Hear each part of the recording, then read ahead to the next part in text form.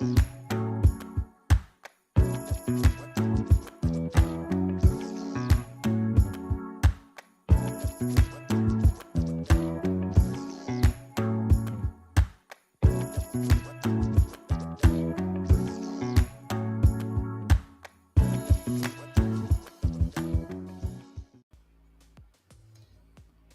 What yo, up? yo. Oh man, my No, go for it. Go no, for it, no, man. hey, it's all good. I mean, hey, we up in the building, man. You know, big game James, DDP. We doing the simultaneous cast thing, something like that. You know what I mean? But Yep. dog, you know we're gonna talk about these Cowboys, but something I told you, dog. I tweeted it, and you should. I wish we could show that tweet right now. But we got some talking about. We was all geeked up and all confident about Jalen Brunson being here. Was feeling good, but I think we both kind of felt a little bit, worried. And now, cat out the bag, dog. This dude might be going to New York, man, bro. And I'm just, it ain't set in stone, dog. But we talked about this happening, and here it is in our face, man. How you really feeling about that? Well, I mean, I was pretty firmly in the camp that Jalen wasn't going anywhere early on. And so I've had to eat a little bit of crow with that. But I'm also, I don't know, man. This has been a really weird thing. Like, if even just following it today, the latest developments, like, I don't know if it's just total, lip service at this point, or if it's something that's actually an indication of late movement of some kind. I think the weirdest thing that should not be ruled out.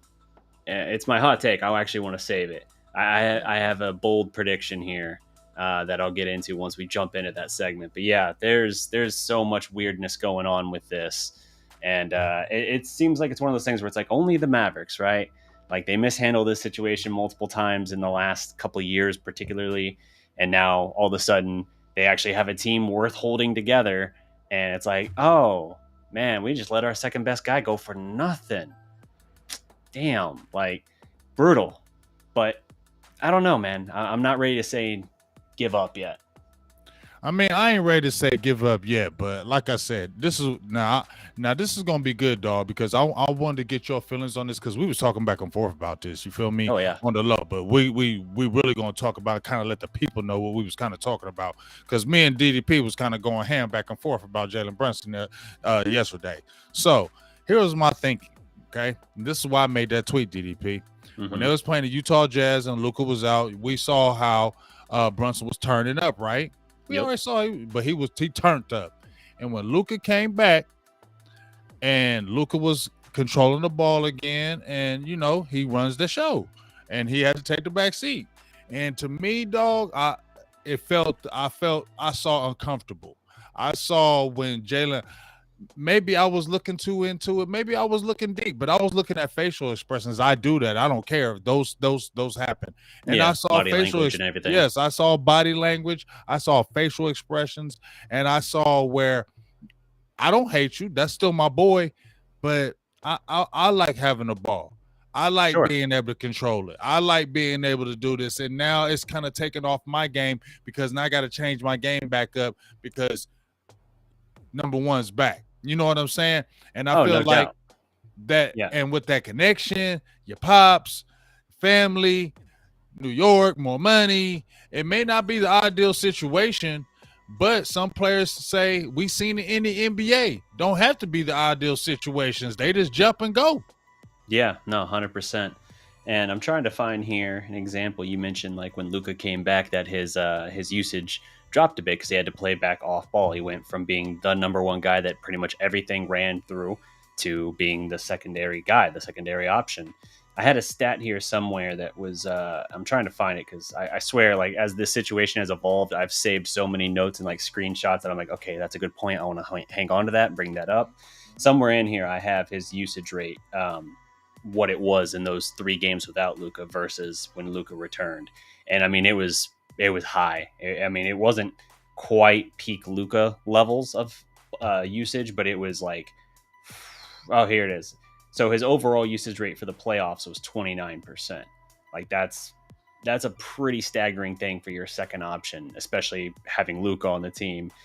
His rate in the first 3 games was over 41%, I think. So yeah, his usage rate very high, but it did drop a good bit. And he did also express there was some difficulty in kind of having to readjust to that.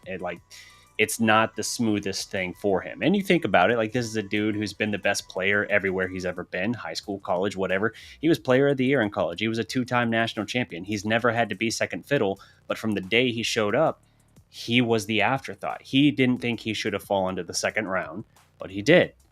And coming in behind a generational talent, which he has always recognized, they're tight, as we've said before. He just kind of saw like, oh, yeah, I mean, keep in mind too, Dennis Smith Jr. was still here when Jalen got here. And so Jalen was penciled in as the backup off the bench. In a rookie, you would expect that, especially a second round rookie. But I really think he probably looks at it and says, like, Dallas, they figured it out this year and gave me the role finally, almost begrudgingly. And I excelled beyond anything they could have possibly thought. But they never gave me the opportunity before, especially Rick. You know, think about the mismanagement of how they signed him originally. They signed him to a 4-year contract coming out of the draft. That meant he's an unrestricted free agent this year instead of them having the option to match. This would be a non-issue otherwise. New York would offer a 4-year, whatever they want to offer. Dallas would match it, and that would be it. But the initial mismanagement opened the door for this to happen. And to give credit to that, or to give context to that, they did the same shit with Tyrell Terry. They gave Tyrell Terry a guaranteed kind of deal through those first, I think, 3 or 4 seasons. Now he really didn't work out. He was off the team by the end of the year, and I think he had a cup of coffee in Memphis since then. Like that shows like the front office previous to this one really did not know what it was doing and how it was managing things. And then Dallas, you know, they tried to get Jalen before the season to sign a 4-year, $55 million extension. He said no. They tried again around the deadline, and again he said no. So they gave that exact deal to Dorian Finney-Smith, very deserving, very good value there.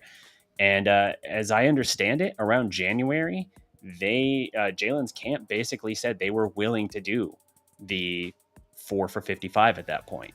And Dallas decided we're going to keep our options open, and we feel that confident that if we want to keep you, we can. But Dallas kind of, as they always do, get caught looking a little bit down the road, thinking, what's the big fish? What's the next option?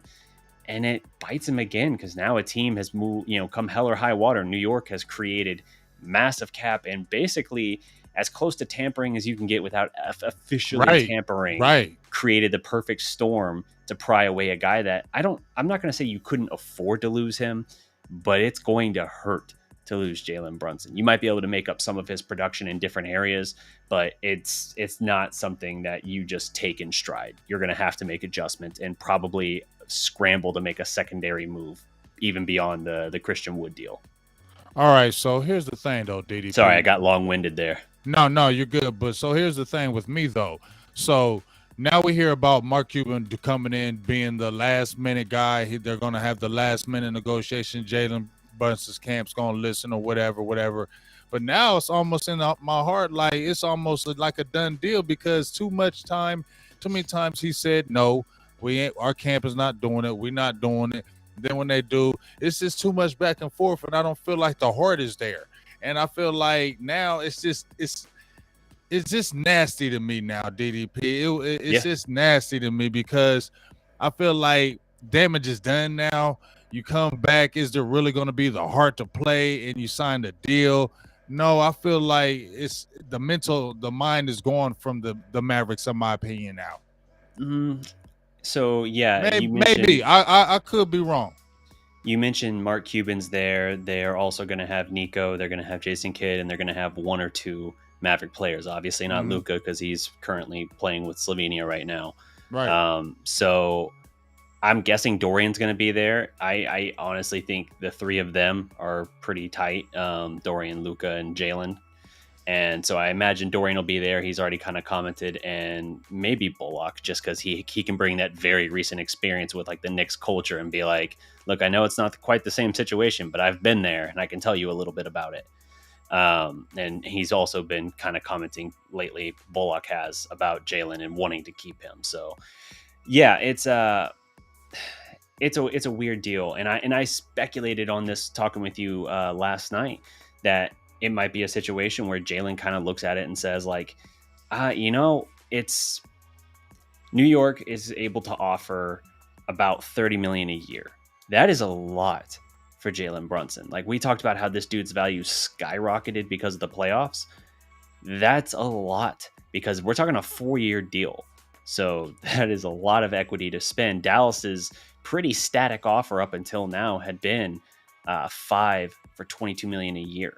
So roughly, it's New York is basically offering $5 million more a year, despite it being a year less.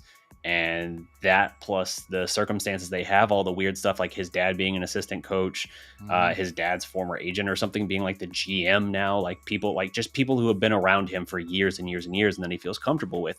It doesn't matter that the Knicks' current roster as it stands today is not that good. It doesn't matter that there's 2 other ball dominant players on that roster, left-handed ball dominant players at that, which is going to affect the spacing. That's like the real meticulous nitty gritty stuff no one's really talking about a whole lot, is just the spacing from that aspect is going to be impacted for them.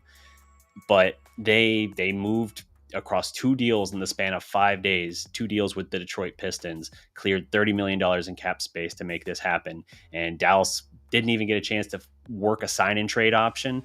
And I think that's making Dallas desperate. Right. Now, if I wanted to be a pessimist, I would say Dallas's meeting with Jalen is nothing but New York almost trying to avoid the optics of tampering, because we all know, like, man, I get it that like if his dad's privy to what this deal is going to be, the NBA can't really police what his dad tells him about what the New York offer is going to be. But the fact that the entire New York pitch was laid out days before free agency is a complete mockery of the spirit of tampering rules. I mean, they've taken draft picks from like the Bucks and the Heat in the past, like the past 2 or 3 years, because of tampering. So it's absurd to be at this point where we're just like covering it like it's a normal thing. But part of me, if I want to be a pessimist, would say like, okay, they're doing this, they're having these conversations, and it's just so they can say like, oh no, man, nothing was decided. Like he's still willing to hear him out. I mean, he's even reportedly going to take a meeting with the Heat. Like you could say that. I'm crazy enough at this point to say that when the second Detroit deal went through and Dallas realized, oh man, we can't even get a sign and trade out of this, we're going to lose him for nothing. I think that changed the game when they suddenly weren't looking at Nerlens Noel or Alec Burks in return. And that's a modest return anyway. But when you weren't even looking at that anymore, I think Dallas said, you know what?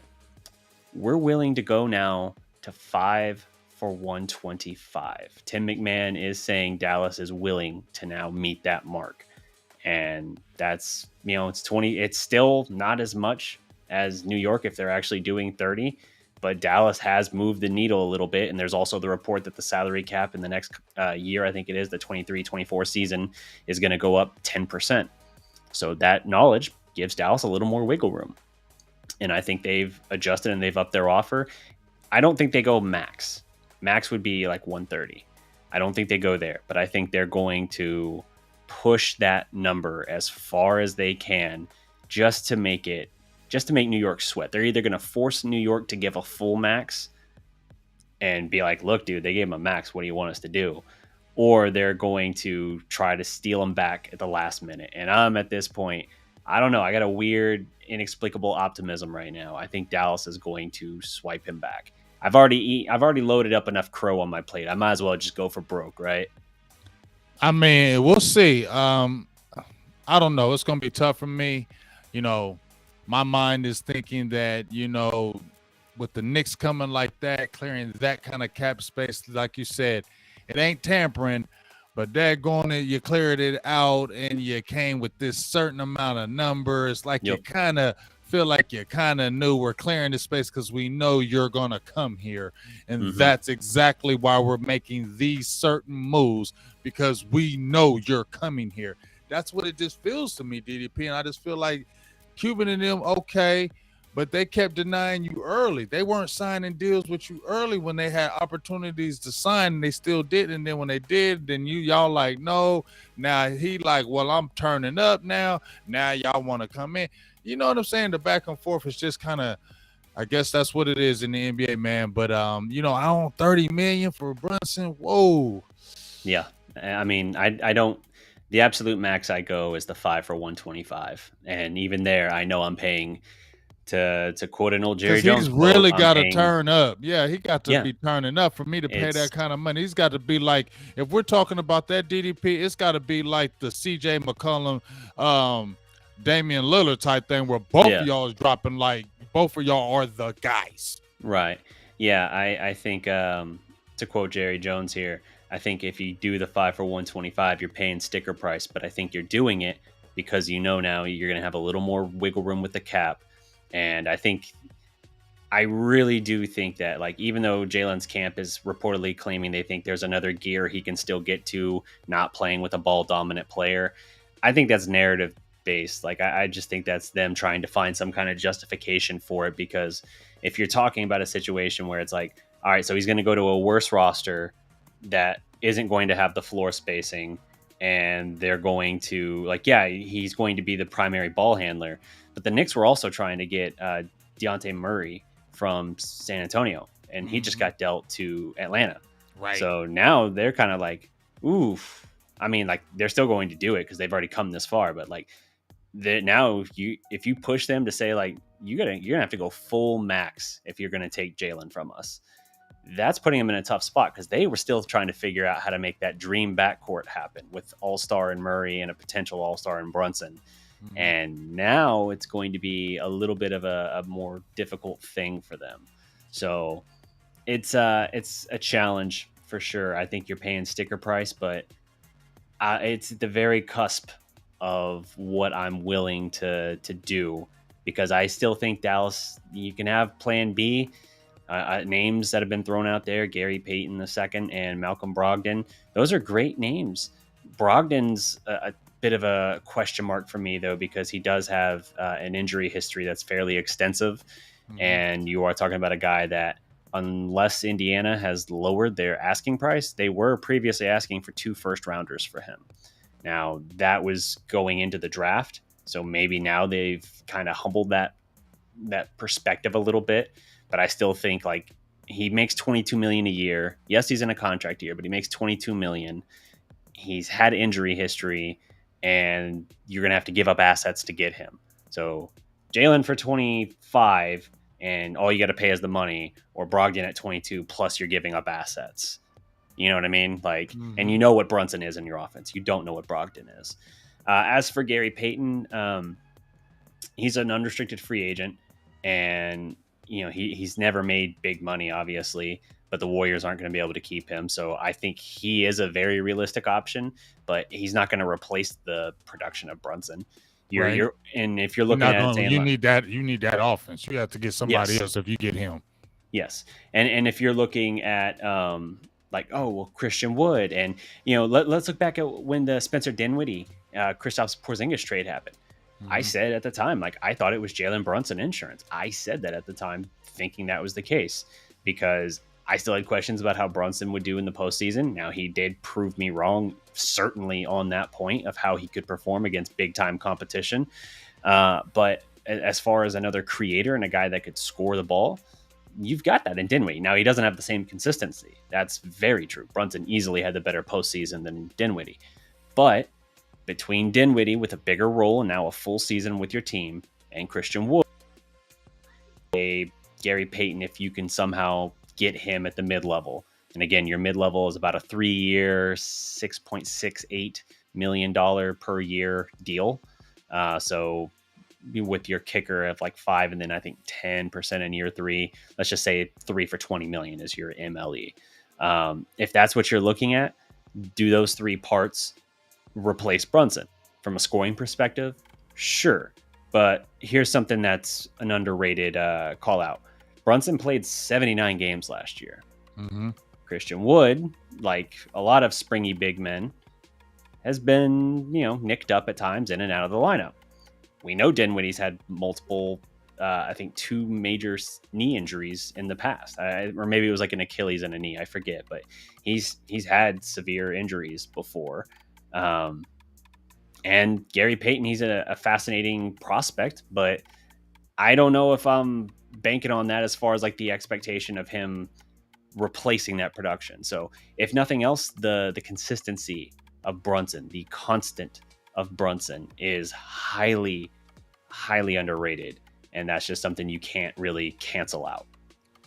So let's say he's gone though. So is what is your target? Is your main target in your opinion? Let's not even say our minds, because I always try to think like the management does, not like how we try to think. You know what I'm saying? Because it don't matter what we think.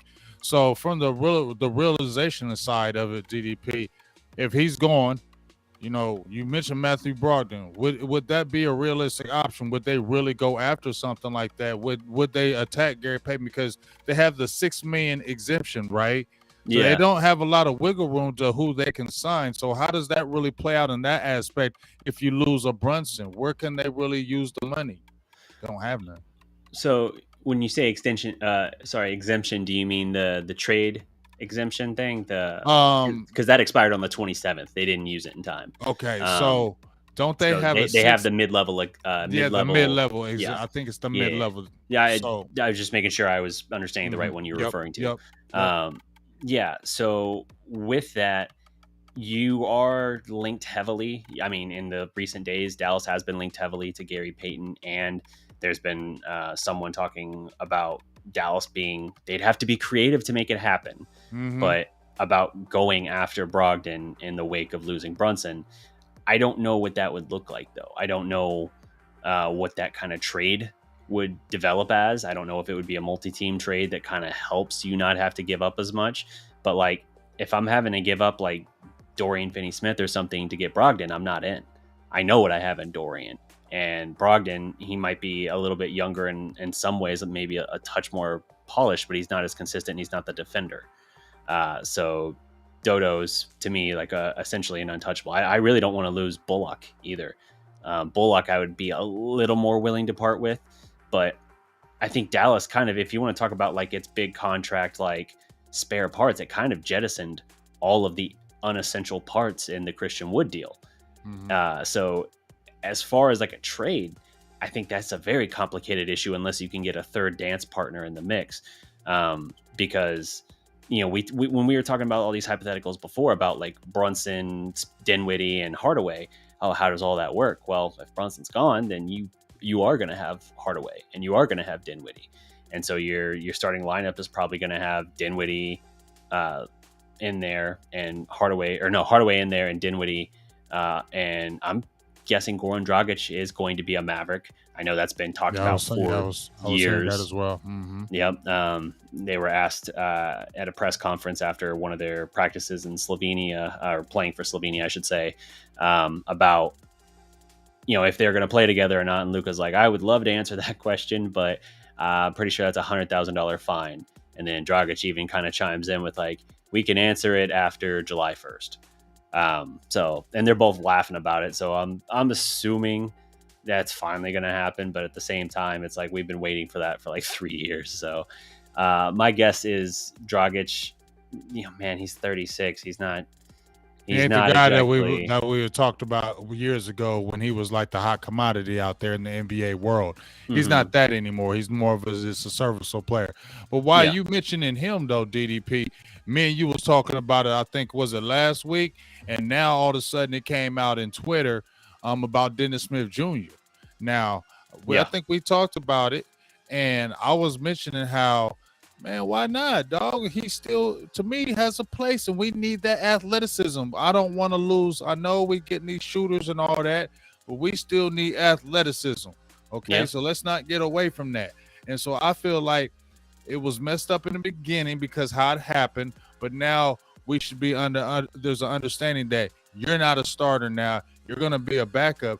But when you coming off the bench, and if you got those shooters, you get into the hole and using your athleticism to kick out, to let those guys hit the J, like the Pools of the world from the Golden State Warriors, that you saw how important he was to his shooters, Steph Curry and them. Dennis Smith Jr. can be that same type of guy coming off the bench, in my opinion. What's your thoughts?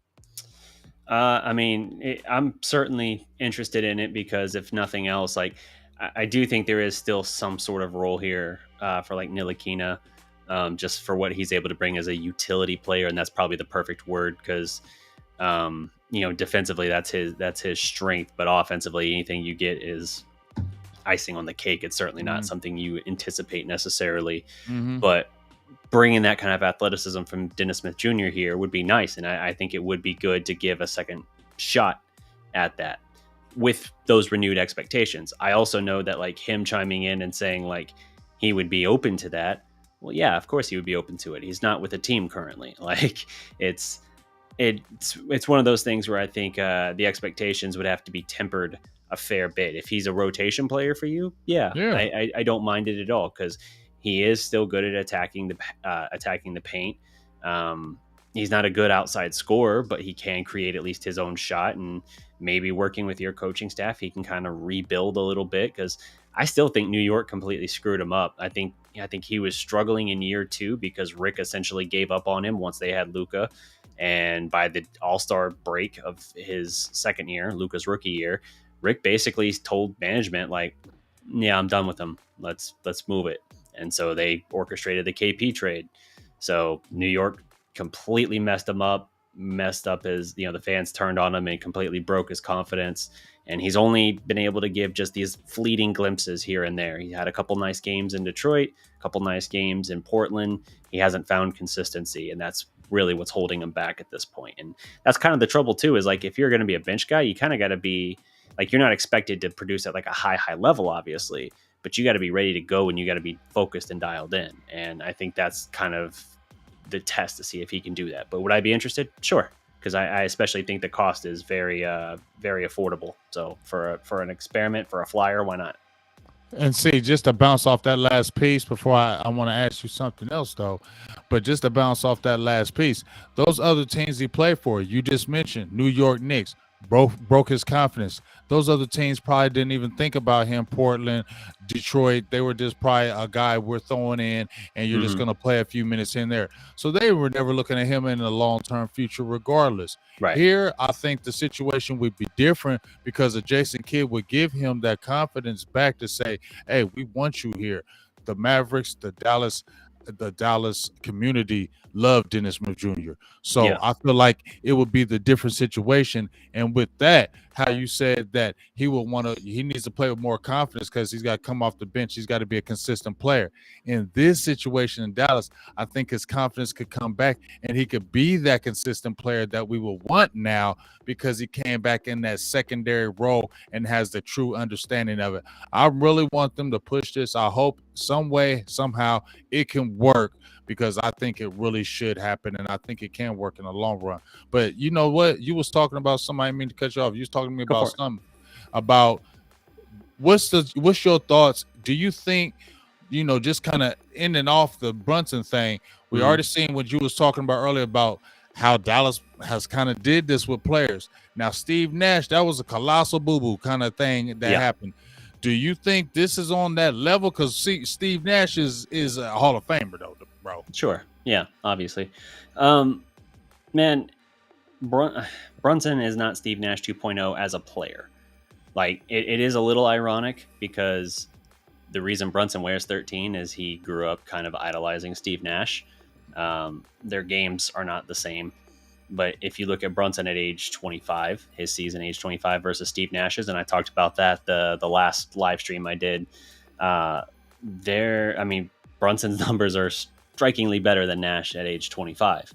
But if you look at Nash's last season in Dallas, that gap narrows a little bit. But Nash was 30 years old with already documented back issues and everything like that.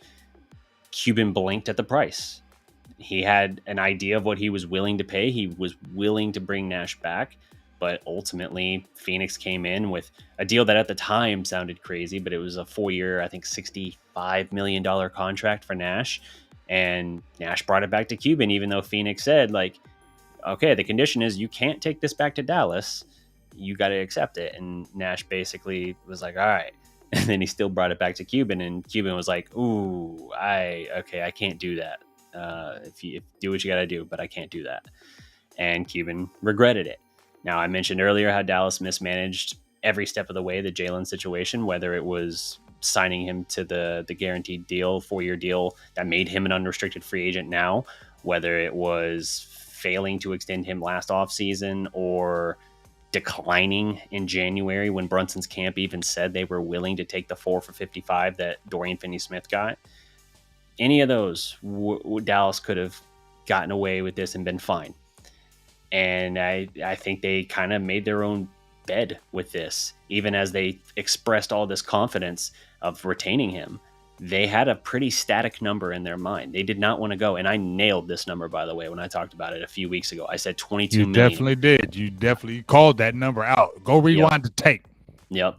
I called that on the money, that 22 million was what Dallas was going to do. And I didn't see the Knicks coming the way they did. So that changed the equation. And Dallas, apparently for weeks, was aware that New York was going to make this push. And draft night I think they seemed like they're like, everyone knew New York was going to do this. It's not a shock. But I think Dallas, I don't think they were shocked that they did it. I think they were shocked that they pulled it off. That's different. Again, 2 trades with Detroit in the span of 5 days cleared $30 million in cap space. Mm-hmm. That's obscene. If there's a villain that's not named in this whole saga, it's the Detroit Pistons because they made all of this possible for New York. But yeah, it is somebody coming in and poaching your second best player that happens to be a point guard that wears the number 13 and is, his value is frankly still a bit underrated and not quite fully appreciated by the fan base. It is a little weird how the perspective on Brunson has shifted so much from going into the playoffs, people saying like, oh, he's not worth 20 million to, how are you not going to give him the 5 or 125 or max him out or whatever to keep him? Like the extreme has gone the other way. And I think it's because of the way it's coming about, the way that he's being sort of poached away. And it even feels like we said before, that almost borderline tampering. I think that brings a rawness to it where Dallas fans are just so PTSD stricken with free agency, man. They never get the big fish. Now that they finally have a good team and they think they're building towards something, now you got to lose your second best player.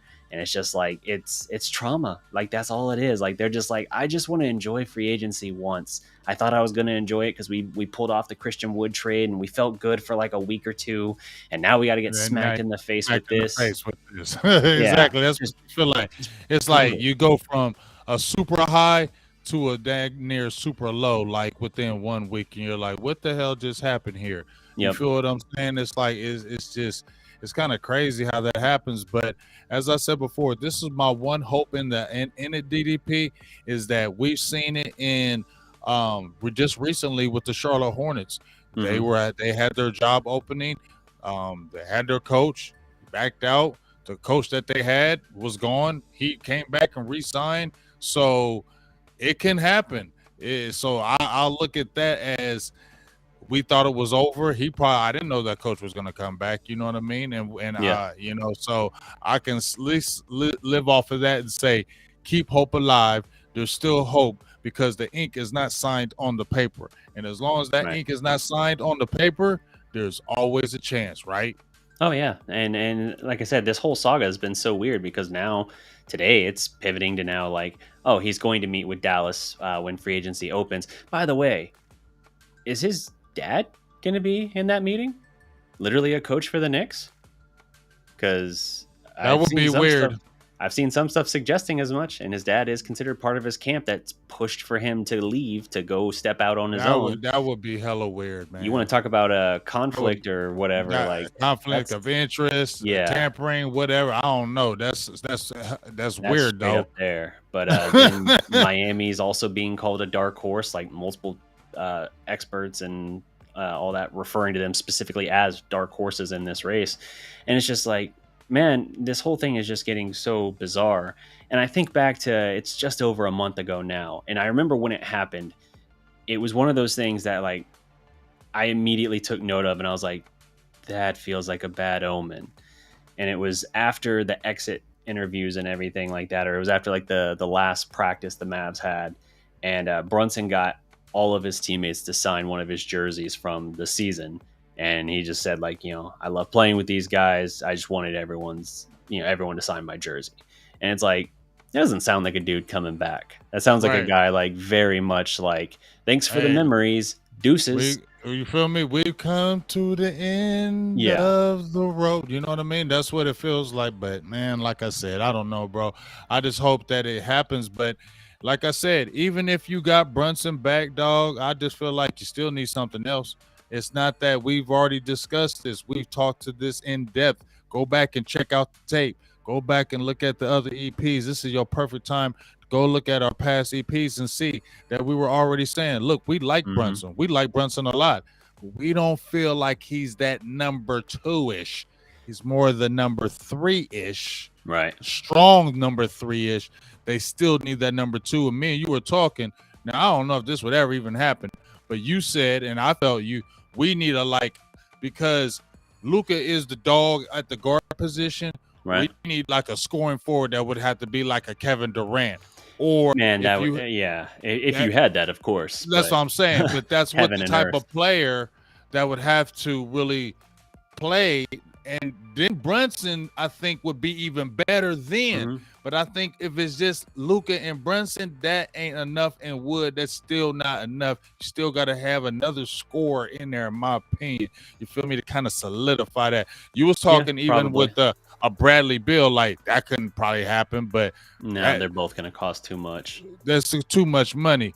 But I'm saying that type of player like a Bradley Beal, he could play with a Luka because Bradley can get his. Yeah. Speaking of a couple quick call outs here, speaking of the money the Knicks are tying up here, they're going to have Brunson, Randall, and Barrett all making $100 million on a team that's probably only talented enough to be like the 7 seed right now in the East. Now, while that is atrocious, and I've talked a lot about the floor spacing issues I foresee with their current roster, I will acknowledge something that I came across earlier that makes it sound like the future might be bright. And if this is something that came up in the conversations with Jalen, I get why this might get his attention. Everyone knows that the Thunder have 1 million draft picks coming up, right? Like the next 5 or 6 years, they got like 17 first round picks. Obscene. You literally can't even deal with that many picks. But the closest team behind them, the team with the second most first round picks between now and 2027, is the Knicks. They have their own in 23, 24, 25, 26, and 27. They have the Mavs in 23 still from the KP deal. That's protected 11 through 30. Then they have the Pistons 2023 pick, which is 19 through 30 protected. And then a 2024 pick of a similar value, a 2026 pick, a 2027 pick, 2023 pick, like 2024, like they've got 9, 10, 11 picks as well in the first round. Like everyone obviously has made all the talk about like how many the Thunder are amassing. The Knicks have kind of on the down low been gathering a lot as well. Now, it is worth noting a lot of those are middle round protected, like middle of the first round protected. So they might not end up being super high draft picks, but you got that many picks. You've got a lot of capital to make something happen, whether it be a trade or whatever. So that's worth noting. And so we hear about the Zion Williamson thing, how, we saw how good the Pelicans played, especially how they got McCollum. They surprised in those playoffs, right? You would think a Zion Williamson would be like, hey, I got a squad that's up and coming. I'll stay here. But we know how he wanted to play for the Knicks. Could that been something, especially when they could get rid of picks and give them to the Pelicans, and the Pelicans could flip though and take a Zion Williamson? Could that been something that maybe they enticed Jalen Brunson to say, look what we could be having here down the line too? But like I said, just with those guys right there, they're still going to add a piece, because Jalen Brunson, even going to the Knicks, in my opinion, doesn't get you over the hump. No, I don't think he gets them over the hump, but I think they're a team makes them better. It makes them better, and I think they're a team that's been so starved for that stability. And I mean, honestly, like as much as anything, it's not just, like I said, the general manager being a former agent for his dad years ago. So having known the Brunson family for years, not just his dad being on the coaching staff there now, it's very much a matter of Brunson is like a culture resetter. what is Brunson's catchphrase here that everybody quotes to death? Maybe now they're doing it a little less. Do you know off the top of your head? Mm-mm. The vibes are immaculate. That's like been his brand thing, something he says all the time. He's got merch and all that with it, and the Mavericks leaned into it and all that as well. So he is very much a good locker room guy. I know some people are kind of skewing the perspective right now and saying like, oh, he's got an ego and he's selfish and all of that. This is something all players do. I will say this. I talked the other day about thinking like, as much as anybody could be sort of in that San Antonio Spurs type model when they had their dynasty, Brunson felt like one of those guys to me, a guy that had this great maturity and kind of self-awareness of his place in it and was willing to work with it, you know, acknowledging and taking and embracing that role of being the guy that works with Luka and complements Luka to help the team towards its ultimate goals. And obviously, if he's got a 5-year deal or whatever, if he gets paid what he wants, I think he would do that. But you never saw, like, as we refer to those Spurs guys, you never saw them doing that. Manu Ginobili never said, make me a starter or I'm out. Mm-hmm. Tony Parker never said, I want to be paid as a top 4 whatever guy in my position or I'm out. That's something in the culture there that was so unique. And I didn't expect to build that, but I thought at the very least you might have a piece similar to that with Brunson. And I just don't think that exists in the current NBA. I think the Spurs had not just an aberration, but like the last kind of locker room culture like that you would see now, because everything has changed. I mean, look how the hell fast Kawhi got out of there. After that, they gave him the keys of the kingdom. And he's like, that's cool. I'm going to go elsewhere. And they're like, all right, well, you're going to Toronto. Good luck. Damn it. He won. Like that's just kind of how that all worked out. So it's a different animal now, but guys want to get paid. They want to get paid and they want to feel respected. And Brunson, very justifiably so, has not felt fully respected by the Mavericks. And that's why I said at one point for him to stay with Dallas, he probably was like, dude, it's not just enough that you beat New York's money. Like you gotta beat it by more. Yeah, like you gotta pay me. You gotta pay me. If you want to keep me because it was here, whatever. Now you didn't, and I really turned up to really let y'all know. Don't try to jump on the tail now after I told you I could drop 30 and get 20, 30 and 5 and 6. You know what I'm saying? Don't jump out here now. And that's what happens. I mean, it happens in real life. You know what it is, DDP, even at your job. If your job undercuts you and not trying to pay your money and you blowing up stuff, and then all of a sudden you're getting all these awards, this and that, and then they're like, oh, we might lose you to somebody else. Another company comes at you throwing all kind of big dollars. Now they worried about their production dropping and things of their nature. Then all of a sudden you come into work, hey, how you doing today? Yep. Oh, I'm getting highs now, huh? Absolutely. That's just how it works, man. Yeah, it's like the price for you, like him talking to the Knicks, is $27.5 a year, let's say. He's like, Dallas? Oh no, the price for you, yeah, it's more. Like that, it's not in this case more, but I'm saying like whatever price he's saying like he would take from the Knicks, he's not looking at Dallas and saying you just got to match that or you just got to beat it by a little bit. He's like, no, you got to prove to me you want me here. It's not just enough to beat them. I feel like you didn't respect me before, so now I'm gonna basically charge you interest now. I mean, that's the way it happens. Can't be mad at that. Yeah. Nobody can be mad at that from anybody, because anybody would pretty much would do the same thing. And here's the thing: if you do let him go, a very affordable. If you're talking about him as a secondary ball handler as an option, a very affordable option that intrigues me. Ricky Rubio. I think that's a very effective. That's a mid-level exception. He showed he still got juice. He went over there in Cleveland and balled out. Yep, I think that's an MLE quality piece that you could still replace the role of Brunson within the offense, not the scoring production, but again, you've made other moves already that should help with that. Christian Wood is probably the only guy fairly happy with this situation because he's looking over here like, I'm going to get all the shots I want now. So. Yeah, you got the scoring. You just got to find the other guy to handle the pressure and the ball handling a little bit. And Rubio might be a valid option there with the MLE. Yeah. Well, we're getting ready to talk about these Cowboys and the receiver, but I want to talk about one last thing before we get out of here. Let's talk about the because I didn't get to talk to you about it yet, and let's talk about our draft pick that we had.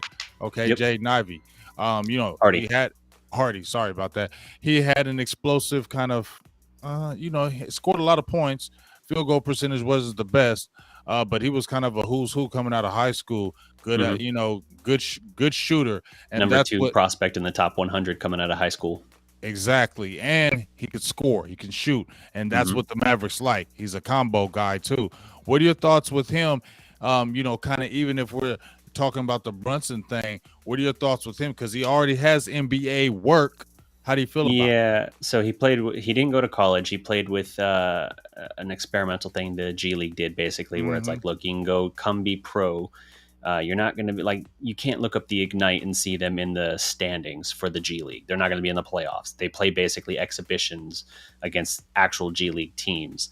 And they're kind of the expression Mark Followell, the Mavs color commentator, used that I like is basically barn burners. They basically just travel and play these teams in these exhibition games. And he also played, Hardy did, in the Rising Stars Challenge at All-Star Weekend last year. And he struggled early on. And, first time going against pro competition, never played college. I'm not shocked. But while everyone says like, oh, well, he's not that great of a shooter. His 3-point percentage wasn't that great. Yeah, he struggled his first few games. He played, I think, 23 total games for the Ignite. And his last, I think, 17 games were a lot better, like percentages and everything. So he finished pretty strong. And the perspective of him seems to be shaped by those first few games. For him to get him at 37 is a huge steal. Like, it is. It might not have been the guy I wanted Dallas to go. I still remain that I wanted EJ Liddell out of Ohio State, but he ended up in New Orleans instead. And Dallas said they had Hardy at 19th on their board. Had they not made the Christian Wood trade and he was there at 26, they were going to take him. So from that perspective, it's a master stroke to get Wood for what you gave up for Wood, and then 2 second-round picks to also get your guy at 37. They basically said like that was the only guy that if he was still there, they wanted so bad they were going to trade up to make sure they got him. Now, I do think he's going to need some time. I don't think you're going to just plug and play him now and be like, Jalen Brunson who? Like, no, it's not going to be that, but he's an intriguing prospect. He's a very intriguing prospect. He's 6'4". He's going to have to work on that 3-point shooting just a little bit, just kind of keep refining that. And that's supposed to be like one of his key weapons in his arsenal. So I'm pretty confident he'll be able to get there. We've seen these intriguing prospects come through before and just not pan out at all. Something of note, part of his deal, if Dallas structures it the way it sounds like they are, part of your MLE is going to be used covering him. So the number I was talking about earlier, as soon as you sign him, that number bumps down just a little bit. So worth noting. But yeah, it's he's a nice prospect. I like the pick of him in general. The more I've read about him in the days since the draft, the more I've kind of come to come around a little bit on it. But I don't want to see him thrown into the fire and tasked with replacing Jalen immediately, because Jalen couldn't have replaced Jalen immediately. Jalen didn't break out until year 4. And the earliest he could have possibly broken out, I think, would have been year 3 if Rick had let him out of the doghouse. Right. Well, we'll see. Like I said, I like the pick, especially where it was picked at. And like you said, don't throw him in the fire. Let him grow slowly into this, and I think he'll be okay. If you throw him in the fire and just kind of don't wreck him, don't wreck him early. Let him because he don't need to do that. You feel me? You can slow cook him and bring him along slowly because he has good ability. That's something that can work down the line. I think they need to make sure they do that thing right there, with him. Yeah, 100%. Yeah. So man, bro, we talking about these Cowboys now, man. Camp is right around the corner. You know what I mean? And I should be there. First week of August. That's when the best stuff is going to go down. That's when I got some of my best videos down there, DDP. And one of the things that was going crazy when I was down there was CeeDee Lamb's second year. Everybody was, talking about how he was going to, all turn the circus up. catches. Yeah, I actually had that. I was there live when he caught the one-handed grab, even though it was out of bounds over Yep. Trevin Diggs. Bleacher Report actually hit me up right after that, and they were like, "Can we post that?" And I was all excited about a DDP. I was like, Nice. "Yeah, you could." I was like, "Yeah, you can post it, jump, throw it all on there." But everybody was talking about the CD Lamb. You know what I mean? CD Lamb this, CD Lamb that. CD Lamb didn't have a bad year at all. But I think we said, and you already know because you are Oklahoma guy, so you should know CD Lamb more than anybody. Yep. But we're going to talk about the wide receiver competition. But since you have a vested interest to me in CD Lamb because he played for them Sooners, you kind of know, I feel like, his game. Now, he's going into year 3. Amari Cooper is gone, okay? Yep. Gallup is hurt.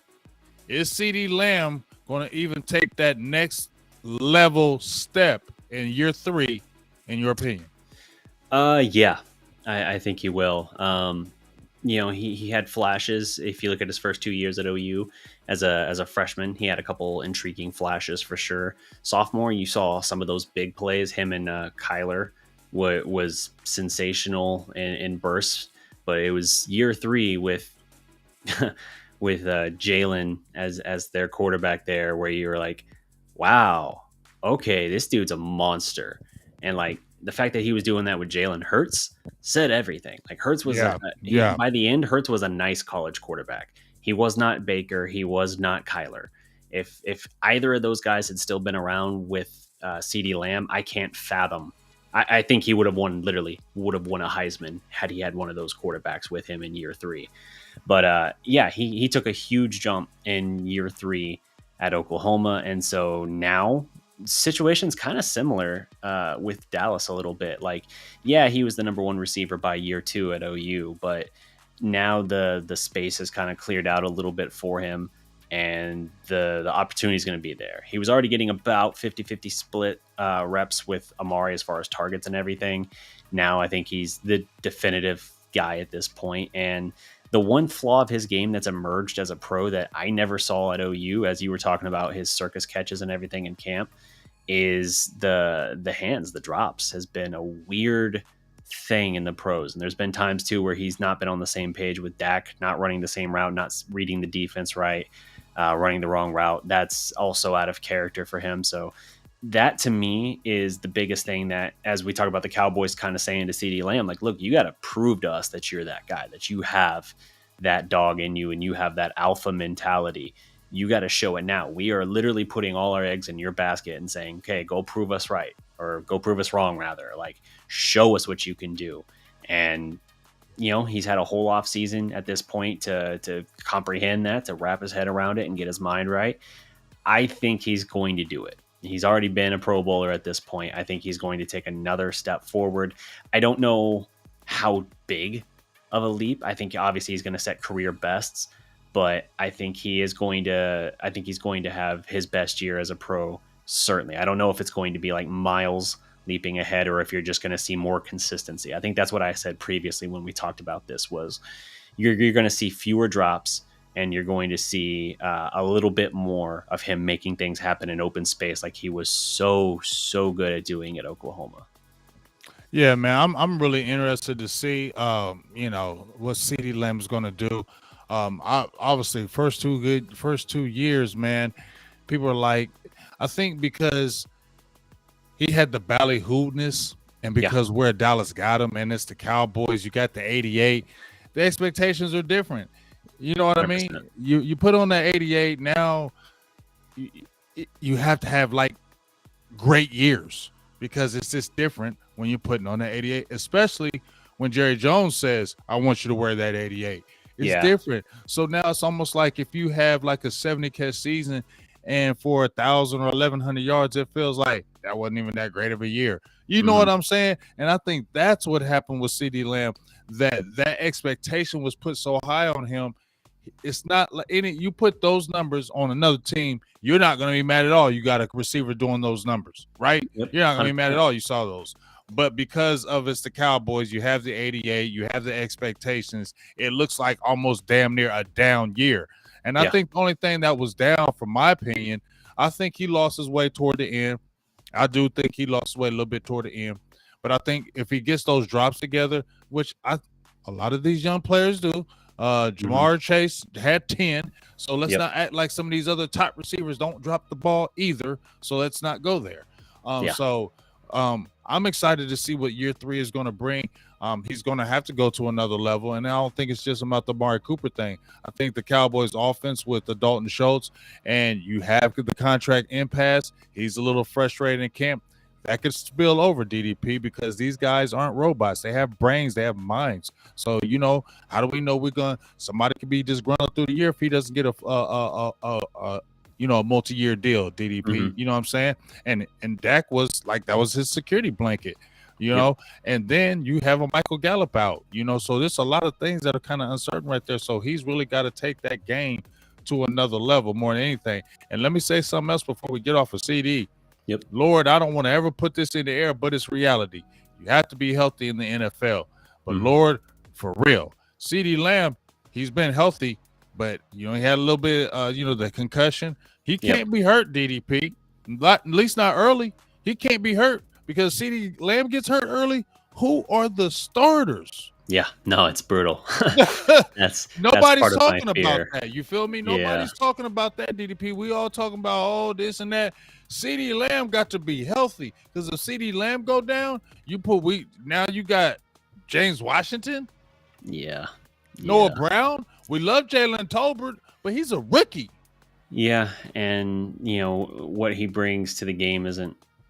I mean, as a rookie, what impact he's going to be able to have is not going to be anything like that. I don't even think it's going to be CD rookie year type production from Tolbert. I mean, he doesn't have the same window of opportunity with the situation. So, yeah, if CD has any issues like that, that's going to be, I think, disastrous for the offense because I especially still have questions about the run game, and I just don't know what the balance looks like at that point. But CeeDee Lamb, to your point earlier, if he had been allowed to wear number 2 like he wanted to coming out, had Jerry not pushed 88 on him, and he even said, like, when he was first told about the number, he even said, like, I'd rather have 2. And then when he was told, like, no, here's why you should feel honored to have 88. Then he was like, oh, yeah, okay, yeah, all right, exactly, yeah, that's fine. He didn't know about 88. To him, 88 was just a number. Like, he literally probably was just like, oh, no, I guess that is true. Yeah, okay. Pearson, Bryant, Irvin. Yeah, okay, yeah, that tracks. We're not going to talk about Bryant. We're going to talk about that 88. But yeah, I think he kind of looked at it that way. If he was number 2, he wouldn't have near the scrutiny on him. And it's a weird thing that's one of the showmanships of the Cowboys, that they hold these numbers up, at least 88, 94 to a lesser extent. They hold them up and put them on a pedestal, and they anoint them to the next chosen one. And it's just like, man, you want to talk about putting expectations on these guys. You're taking guys that are coming into the league, and you're telling them straight up, like, you have to be the next coming of this Hall of Famer for us. That's why we're giving you this jersey. Yeah. Because we feel like you're the next Hall of Famer. That ain't pressure. That's hella pressure, man. And then, like I said, you can have good numbers. Like last year was not a bad year for a second-year player, and they're looking at it as that wasn't a great year. Other receivers were better. Man, come on, man. I think the problem with last year was his drop-off after the catch against Patriots. His walk-off against New England, and then the rest of the way was just... him. Yep. I think everybody else was just expecting him to go to even higher level after that game because of what we saw, and it kind of was just like, It was just kind of like that, Yep, that's definitely brutal. Well, we got to see if they can find consistency with him, because he's everything to this receiving core. He's everything to this receiving core, especially with Michael Gallup being out. And I said before, I think Gallup, when they were trying to fool us to saying Gallup was going to be ready he only going to be ready at the beginning of the year. No, he's not. He's still in cords, bands. And like I said, I was at training camp last year, and when Blake Jarwin, he tore his knee up at the beginning of the year. He was on bands at training camp. I seen Tristan Hill tear his knee up mid-season.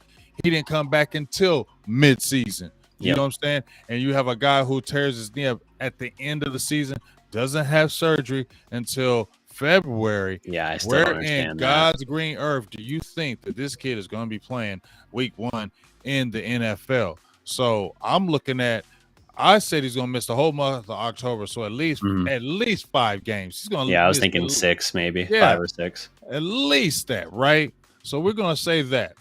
What's up, D Block? So we're gonna say that. And they went out and said, well, we went out and got James Washington. We didn't replace. We got a 5th round pick for Amari Cooper. We got James Washington. We loved him in the draft. What's your kind of thoughts on the number 3?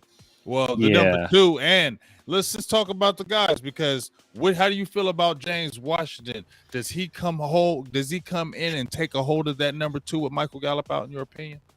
I think he gives you the deep ball threat that the offense needs more of. I mean, Gallup, that's been his bread and butter.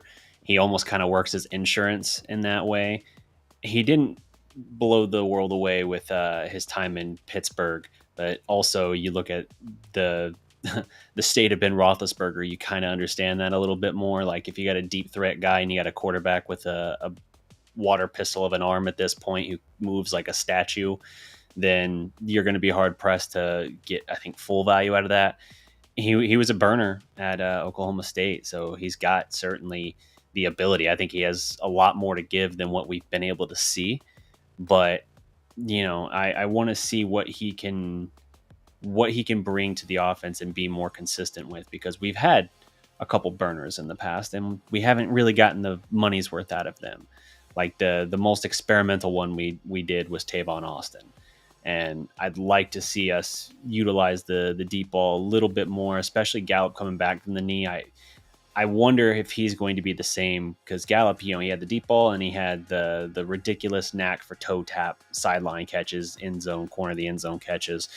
If he still keeps that, fantastic. I wonder a little bit if he's going to be the same deep threat, Gallup. I mean, if he's going to be the same deep threat after the injury that he was before. Because when you're in the NFL, the difference in speed between some of these guys is so marginal, so negligent, that it's like the slightest little drop off or change in your body and your ability just because of an injury closes that gap real fast. Sometimes you have a guy that goes from like the fastest guy in the NFL to very average speed, and suddenly it's like, oh, the one thing he did really well is not really that great anymore. Well, you're out of the league, or you're relegated to a smaller role. I'm curious to see if Washington can kind of bring a little bit of insurance to that. I think he can bring something more for what you had to pay to get him. I think it's a good flyer to take for sure, but it wasn't a signing that I was like, oh hell yeah. I just kind of took it as like, all right, that's not bad. Like, might as well kick the tires and see, because I think he can give more than he's shown so far. Yeah, I think the biggest thing that I'm going to look at is that his targets. When I look at his targets, he didn't have a lot of. He had like 42 targets on the season. Yep. The year before, he had 54 targets. So he doesn't get a lot of targets. So I'm thinking, and here's the thing with this also, DDP. I got a really good friend of mine who's a diehard Steelers fan. Like, he knows the Steelers like in and out, right? So, I asked him. I said, what's up with this James Washington thing? He said he was frustrated. He said, man, I was frustrated. We lost him because he was a good receiver. He just wasn't getting the targets. They were giving a lot of targets to Johnson and Claypool. That was their main guys. And he said, man, this dude is a good player. He just isn't getting the targets. So when I look at his first year, he had 77 targets. His best year was rookie year, I believe, 44 catches, 735 yards, right? So, and he even said himself, DDP, that I wasn't getting the targets. So that's the reason why you see my numbers low.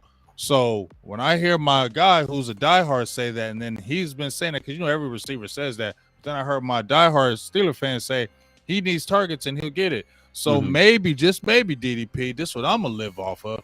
Maybe he's going to get those targets here right now, because you got especially those first 6 weeks. Yeah, you feel me? He's going to get those targets. He's going to see the ball somehow. He's going to have to get some kind of rapport, because he's going to be on the team. I don't think there's going to be some surprise cut here. I think they're invested in him at least this year. So I think he's going to see those targets. And when he's got a little bit of targets, this is what I'll live off, DDP. He had pretty decent numbers. Like you said, he's a deep threat guy, and the Cowboys liked him when he was coming out of Oklahoma State. They actually they were actually looking to pick him up. I think he was in their pre-draft room. As far as I think like the 30 visits, I think he was one. Don't quote me, but they had a vested interest in him, and I know like they like to circle back. So I feel like because of that, they have that confidence in him. Maybe we see something good from a James Washington this year. Okay. Yeah, no, it's definitely an intriguing pickup. It's one of the guys that I'm more interested to see how he does. All right, so we got those two guys out the way. We know Michael Gallup, he's out. Now we got the rookie, and I'm excited about Jalen Tobert. Hmm. Third round draft pick from South Alabama. We actually got to see him in the Senior Bowl. Me and my boo, we went out there for the Senior Bowl, and he was out there. He had, a few catches. Everybody was all excited, and his numbers in South Alabama were pretty kind of legendary. I mean, he had a season where he had like over 80 catches, 1,400 yards, average like I think like 18 yards a catch, 9 touchdowns. So what that tells you right there, he can get past the defense.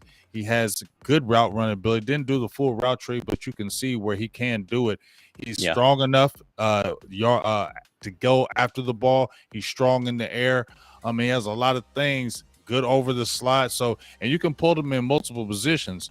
And Dak Prescott, I feel like, is starting to get rapport with him, kind of like CD. I think him and CD hit it off early, and that's why you saw the targets early with Dak and CD. I Hmm. think this can happen with Jalen Tobert because Dak contacted him. They've been talking a lot, and I think once Dak kind of puts his arm around you and says, "I like you," and let's kind of work, I think that builds something early. And I think this is where we could see. Now, I know you said we don't see a CD Lamb type season from a Jalen Tobert, but Hmm. I think we see a very slippy, productive season from a Tobert, and he could have some surprising numbers, especially with Michael Gallup being out those possibly first of 5-6 weeks, Yeah. and James Washington will see some targets, but they're going to use that rookie DDP. Thoughts? I'm sure that I'm sure they will, and he's an intriguing prospect for sure. Like you said, I mean, he's got a good catch radius. He's faster than I was early on that I was aware of. He's faster than CD if you're looking just at 40 time, and he's got great body control and everything. He plays physical, like that's great. His body control is fantastic. Those are all very good traits. I guess my only question with him would be how smooth is the transition from Sun Belt Conference to NFL, and how is he going to, how is he going to deal when there's enough tape on him that defenses kind of figure out how to play him and how to take away the things he's strongest at? Because even CD has had struggles with that.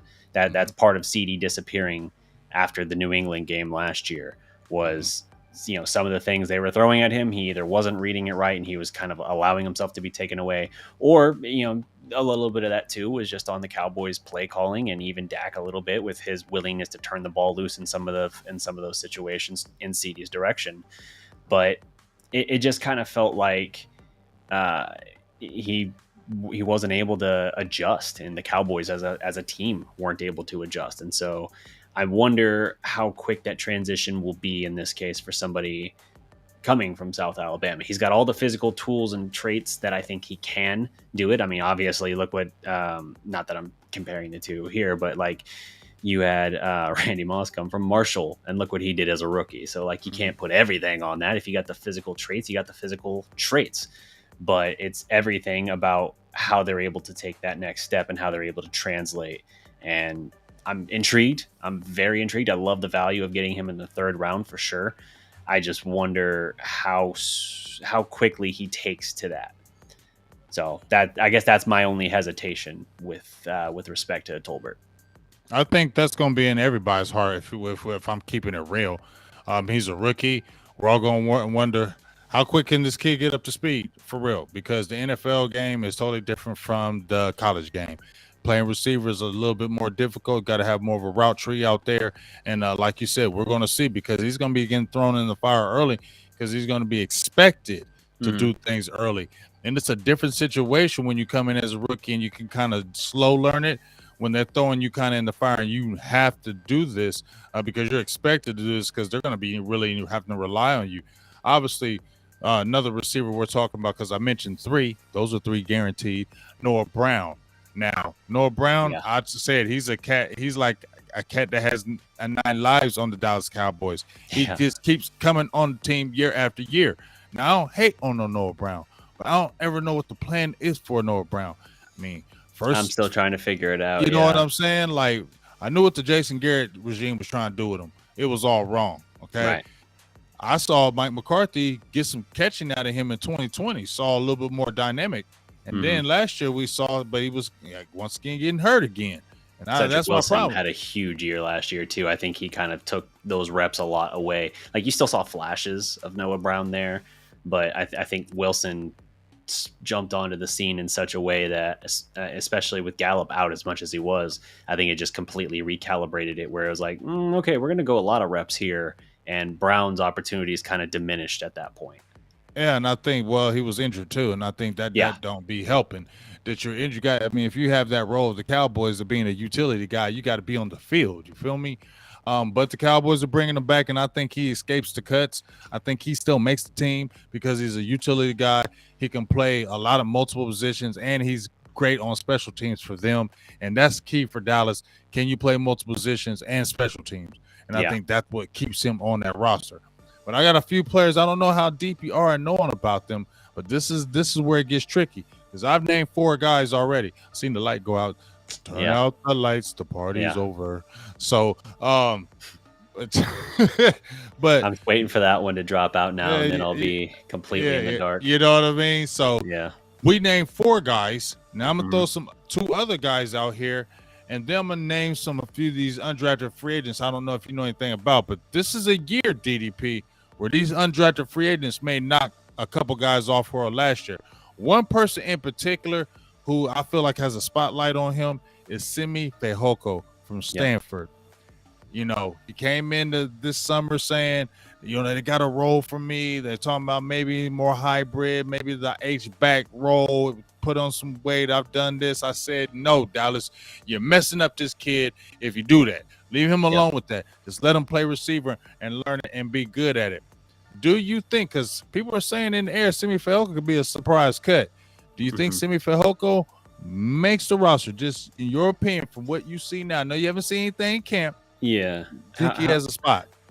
He's been here a couple years now, right? Yeah. This will be his second year because last year was this is his second year. Okay. This is his second year. He basically got no kind of work. A while. Yeah, I know, right? And he basically got no kind of work, but he's going to be getting. Yeah.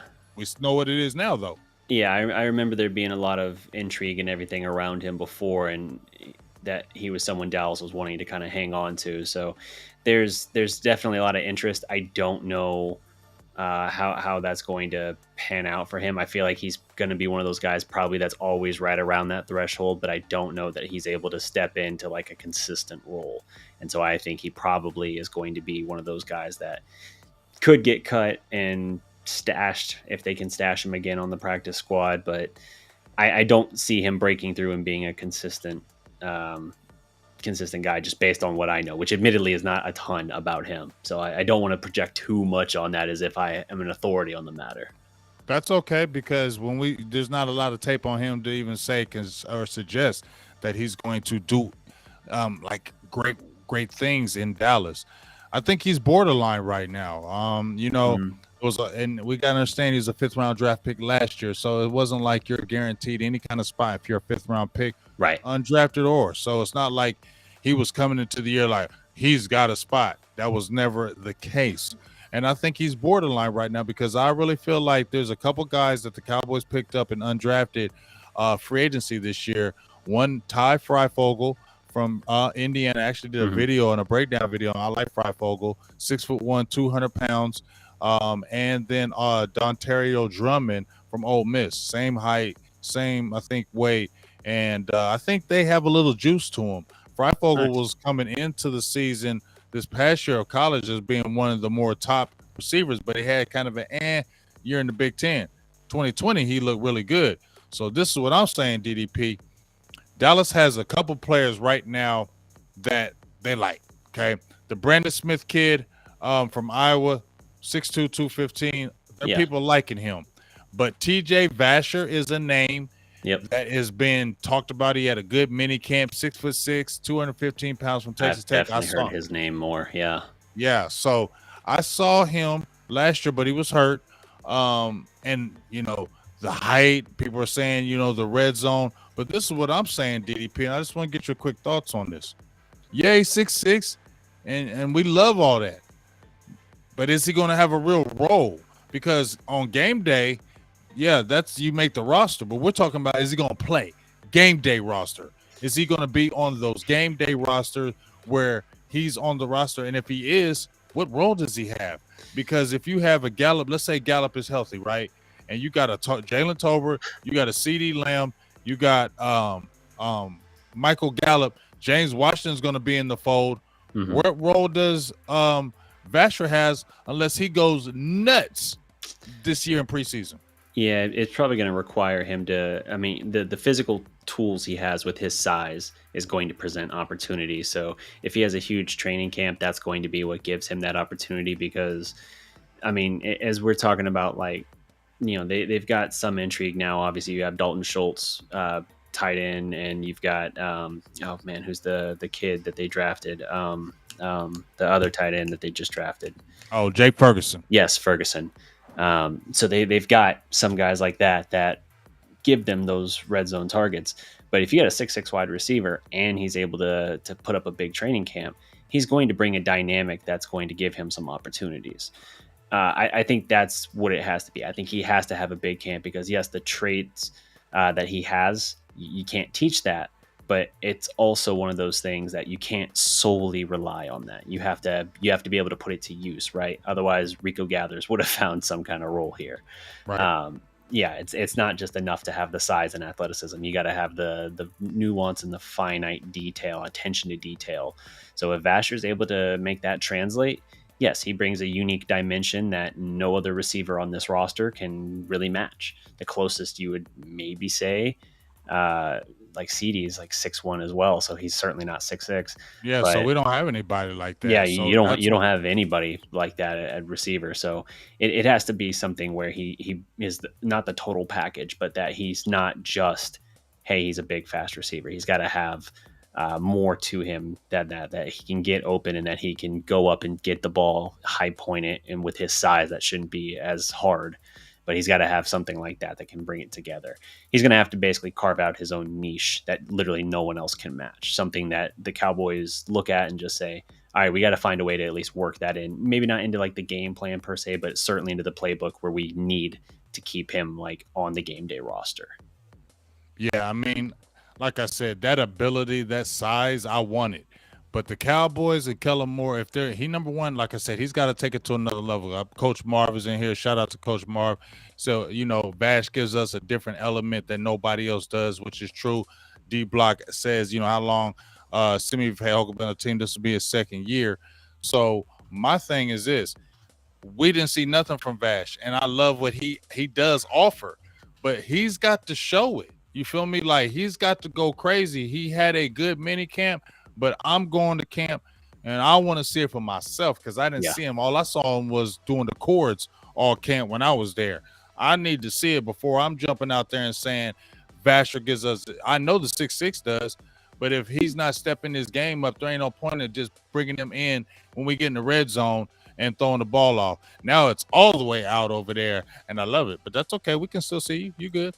I'm working on it. Yeah, he's flashing the lights over there. Just act like we in the club. You feel me? So my thing is he has that element, but are the Cowboys going to use that element? That's the problem. Cowboys don't be using that element. Cowboys don't step out there and use what if you got a 6'6" guy, Cowboys ain't using right way. Kellen Moore got to say, if this dude is having a good camp and he's stepping up, then let's make a role for him and let's get him on the field as much as possible. And that's what needs to happen if you're going to keep him on this roster. Don't just keep him on the daggone practice squad. Let him sit away. Yeah, no, I agree. It's a tool they have not had previously and haven't always shown the ability to take advantage of. So they're gonna have to show an adaptability that at times has been kind of something in question. But I like the intrigue. I'm always intrigued by guys that can bring a unique element to the offense because you can never have enough of that. The more unique looks and difficult mismatches you can create, the better. Yeah, and that, like I said, Vasher's good. Like I said, I think everybody has their eyes on him because he can really. It's up to him, in my opinion. Kellen Moore and them got to see as an offensive coordinator, you have a different type of guy here. You got a 6'6" guy here. It's just different. Okay, you got to be able to use that. But Vasher, continue to step your game up and take it to another level. Because in my opinion, yes, we need a guy like Vash. We need a guy like Vasher because we need somebody who's going to really scare the defenses out there. Like, okay, we got this dude out here. We're going to have to really kind of look for him when this guy comes in there, and then it can continue to open up for everything because we all know CD is nice on the outside, CD is nice in the slot, but when he can really get jiggy with it in the slot and really get them one-on-ones and really get those yards after catch on the inside, CD Lamb is so much better. So hopefully a guy like Vasher can really start showing defenses what he brings to the table and can really be that really nice, nasty element that the Cowboys, in my opinion, are going to need on the receiving core this year. 100% agree. They gotta show us something. They gotta bring together a unique collection of some of these guys that are lesser known, because they don't have the established depth. Let's just say they're gonna have to find ways to be creative and really utilize the parts they've got. They've got unique pieces, but they have to actually get something out of those pieces to make it all work if they want to go where they want to go. And to me, that's where Kellen Moore comes in. Once again, he's got to be continue to show his growth, his creativity. He hasn't been terrible. We've heard the stories about him. We've seen the calling out. But I think the biggest thing with Kellen Moore, continue to be creative, continue to grow in this game. Is what, year 4, 5, I think, in the system. Something like that, yeah, something like that. Just so, as a coach, you know what I mean? So this should be a situation where even if you don't have the Amari Coopers, this is where you show your scheming and where you can really put guys in position. So where the Dan Quinns of the world came in there and said, you're good at this, you're good at this, you're good at this, so we're going to put you in situations to show where you're good at. You know what I mean? And I think that's what Kellen Moore needs to continue to do with this receiving core if this offense is going to be at the level it's been in those past years as far as explosive, in my opinion. Yeah, he's shown he can craft the really creative plays. Some of the plays he drafts up are brilliant, but in terms of putting together an entire game plan and adapting on the fly, that's been kind of a weak point at times. So yeah, he's got to show equal growth of his own. Yeah, definitely. So great, head up off of here, man. We had some really good talk today. Dallas Mavericks talk, Dallas Cowboys talk. This is going to be going down every single week. So make sure y'all tune in, and it's going to be on our dual channels over here at Big Game James, over there at Dallas Prospect with DDP. I like how we got this, so make sure y'all continue to go out there, support this like no other. We're going to really get in depth on what we're doing. DDP is really killing it over there with the Mavs. Please go over there and subscribe to him, like all that. He's really been killing it over there for years, and now we kind of just want to combine them because we both got them in the same state. We both love them, so why not talk about them and kind of continue to let that thing grow? So please go out there and support. Anything you want to say out there, Big Dog? I appreciate that for sure. Yeah, and to anyone who follows my channel and maybe isn't as familiar with James's stuff, hopefully you've seen some of his stuff, obviously, now that we've been doing this for 10 weeks. But yeah, check out Big Game James. Great insight on the Cowboy stuff. But I also love the interviews you're doing with these high school players coming out and everything. Like I think that's a really cool element that you've added recently. Definitely looking forward to more of that. I know you've got some big plans for the future. So yeah, check out the work. Like the video, comment, subscribe. If you really want to make our day, become a member of either of our channels, whatever, Patreon, all that's good. It's a lot of work to create content like this and put these kind of shows together and everything, especially with the analysis, especially like the stuff you do, the in-depth stuff. So major respect for all the work you do. Hey, I appreciate you, Big Dog, and I appreciate you about the interviews. If you haven't checked out, we had an interview today with Reggie Saunders, and one thing I liked about this is, he's only 17. I think he's going 18 years old, and he said he's been watching us, the Vash Lombardi of the world. Nice. Said he's been following all the Cowboys because he's a diehard Cowboys fan, and he said he's inspired to have his own podcast and jump into that game. And I like hearing those type of things. So right here, what we're doing right here inspires even young people, and I never even knew that. When I brought him on to interview him about football, he said, I've been watching you. That's crazy. I said, wow. I was like, that's crazy. And then it was just amazing. So you never know. It's a small world. You feel me? Yeah. And that's one of the reasons why I love doing that, because you know, it's time to give the youth a platform, man. It's time to give them a platform and show the good things that they're doing out there, and not always showing the negativity out there in these streets. So I want to just continue to open doors for them, and we're going to continue to make it happen all the way around with our Positively Relentless and our high school and our Cowboy, all of it, man. We're just going to have a good time with this. So just make sure, like I said, continue to support both our channels. Support this as a weekly show every Wednesday at around 9 p.m. EST, 8 p.m. Central Time. So make sure you just keep on supporting us, man, and let's go hard at this, because it's going to be real fun when the season starts. All right? 100%. You know what I'm saying? So, hey, well, if I ain't got nothing to say, my dog ain't got nothing to say, man, we just about to be out of here.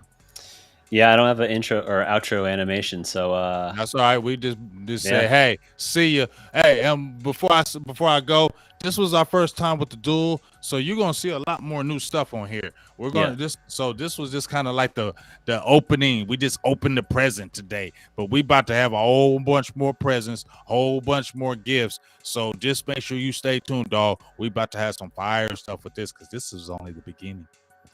For sure. All right, guys.